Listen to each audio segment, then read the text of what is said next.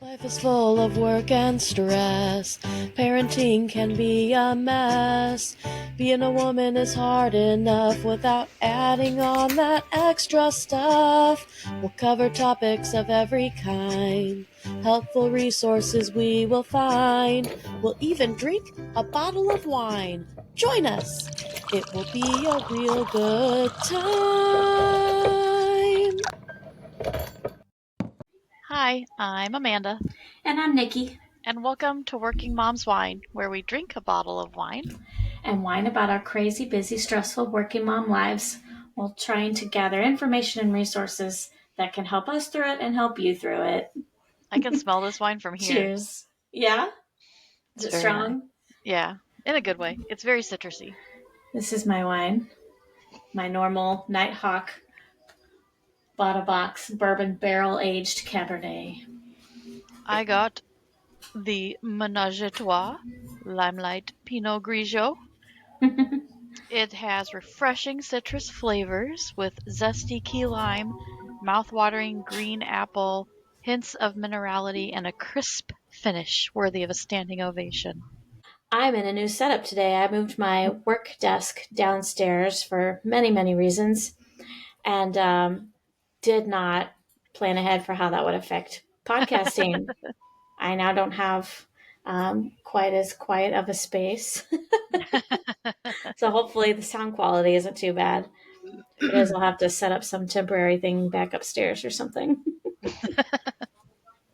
We need sound studios. We do. I see your little Mickey Mouse Tupperware in the background.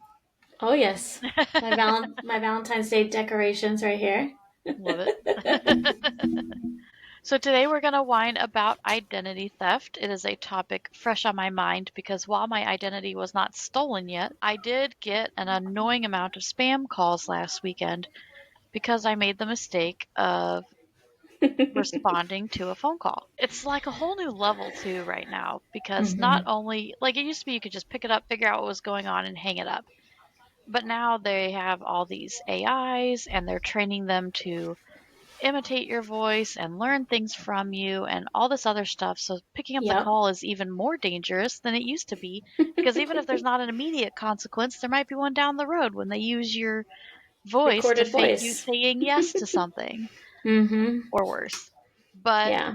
what happened to me was I was getting one of those spam calls where they try to tell you that someone is opening an account in your name and they need you to confirm that it's not you. And they're like, someone in Los Angeles is trying to open an Affirm account in your name. And that's that multi payment, one of those multi payment processors. I screened the call the one time because I was ignoring it and then I screened it Yeah. and it said, press one if it's not you. And I'm like, okay, easy enough. I'll do that.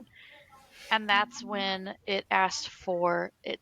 It had Affirm text me a pin and it asked for the pin, and that's where they get you. Don't ever, they tell you not to give the pin out for a reason. Don't give the pin out over the phone. If you're not entering it on a website or app where you're supposed to enter it, don't give it out to anybody. That is one of the primary forms of phishing, which we'll go over. But I did not give them the pin. I realized what it was. I hung up, and then I literally got 60 or more calls over the next hour, Hmm. just nonstop. They would call, I wouldn't pick up, they would call again. And so then I blocked the number. Well, when you block the number, they still get to leave a voicemail apparently. So then I had to go delete a million voicemails and it was annoying. Mm-hmm. But My phone has this beautiful service on it where you click this little toggle and it sends every call that doesn't isn't in your caller ID straight to voicemail, very nice. which is beautiful for this. But you're right, when they can still leave a voicemail, you still have to deal with that. So Honestly, if you tell your phone to block a number, I feel like that means they don't get to leave a voice. Like, why are they leaving voicemails? Can't you block that too? So there's always weird. people doing what's called phishing with a PHISHING. So just never pick up a call you don't recognize. You can always check the voicemail later and call them back if it's important. Never click a link in an email. They're getting, I think most of them are very obvious in one way or another. You can see the email it's coming from, or the grammar's not great, or whatever. But there are some that are more sophisticated, and there are some people that are just not used to recognizing proper company emails from a phishing one. And so just don't click things if you're not expecting something you're supposed to click on. And be aware of the companies that are not going to contact you in that way. Like the Postal Yeah. Service is not going to send you a text message that you got some package waiting. Yeah. They're not going to do it. The So just IRS kind of be aware. the IRS is not going to leave something on your voicemail Mm-mm. about how you owe them money. You will get something in the mail if you owe them In the money. Trust mail. me, I Yeah. know. Nice and certified and trackable. That's right. But we've been talking all this month about finances and how to get in a good spot with finances and how to plan a good financial future. And something like this can very easily ruin your finances. Some companies are really good about fraud and fraud protection, and some are not. And so we don't want you to get in a True. position where suddenly your finances are ruined over something that you can't help. It can be hard to protect against this kind of fraud, especially the ones where they ask you for payment through a gift card. There's not much you can do about that if you go out and buy the gift cards and everything. Yeah. Once those are empty, they're empty, and the stores are not going to give you your money back. So it's just best to try and be aware of these situations and stay away from them. Yeah. I wonder if Just there's know like if there's a a sense of urgency, that's probably fake. If they are demanding it right away, that's a good red flag. right. And if someone calls you and says, "Hey, it's your granddaughter, and I need some money right away," hang up the phone and call your granddaughter on her phone and say, "Hey, did you just call me?" And chances are Hmm. she's going to say no because it's a There's scam. Yes. There's also lots of scams out right now where people try to trick parents into thinking their children have been kidnapped. Yeah. So you're encouraged to have a safe word with your kid, a secret code word Oh, I like that that. they can say to you. So you can say, "Oh yeah, you have my kid, huh? Ask her what our code word is." And then you'll know if it's real. Yeah. Because it's probably not. And then when they turn around and say bananas, then you can freak out. Right. Then you can um, panic. yeah, that's a nice way to segue into our advice section, though, since Nikki just offered some advice. Something I wanted to make sure we went over today was how to freeze and unfreeze your credit scores quickly and easily, especially because there's a lot of weird things going on right now with who has been accessing our information lately. I don't care what side of the aisle you're on, what's going on right now is a little weird.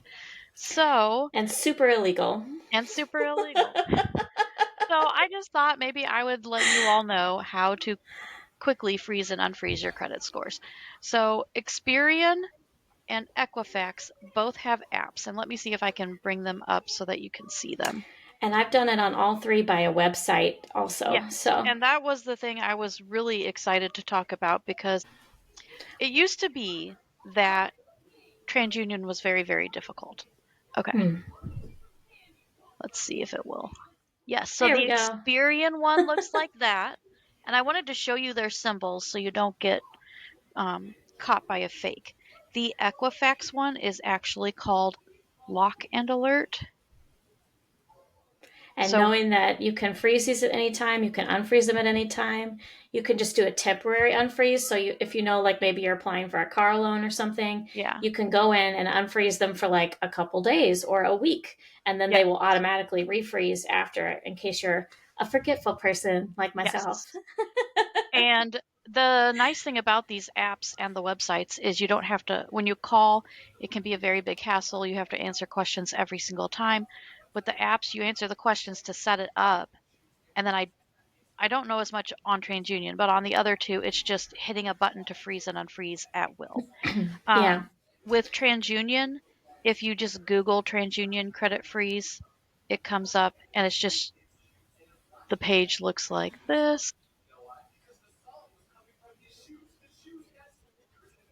So you can call them the old-fashioned way if you want, but those are three quick and easy ways to do it. When I started getting all those phone calls, I immediately froze all my credit. And I'm Mm-hmm. just going to keep it frozen until the next time I need to use it because I'm not really planning on opening any new credit anytime soon. The day that my car finally quits on me and we go shop for one, I'll unfreeze it that day and freeze it back Exactly. up. I keep mine locked all the time too, just because I have gone through fraud a couple times, like credit Mhm. card fraud, Yeah. and I will lock my credit cards when I'm not using them. I usually pick one that I'm focused on for the rewards, depending on what my upcoming vacation might be. And so then I lock the other ones and I do all my spending on one card. So there are sites that can scrub your online data, and it is an ongoing battle. So if you decide that's a rabbit hole you want to go down, just know that you'll have to always keep them active if you care, because your information continually gets back on the internet. But something I really liked, and I didn't know that this was a thing until I was freezing up all my credit, was I ended up on Credit Karma. Mm-hmm. Credit Karma does a good job of estimating where your score could potentially be. But just know that the numbers that they give you could be off by 40 points or more every day, just because they're working on an estimate. Yeah, some of their estimates are good, some of them are way off.